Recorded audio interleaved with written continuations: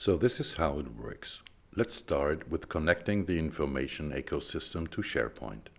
I'm going to launch the CI Hub add-in and connect the first source system to SharePoint. It could be OneDrive.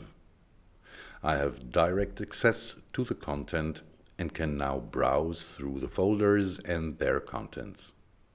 Thumbnails are available to help me identify the files.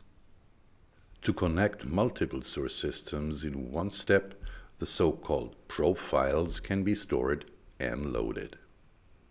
My profile consists of OneDrive, Box as cloud storage, the Fidel digital rights management system, Getty Images as a stock provider, as well as Brandfolder and Celum as DAM systems. All systems are now accessible, and I can easily switch between systems and access their content. Double-clicking the thumbnail brings me to the detail view, where I have all visual control over versions and access to metadata content.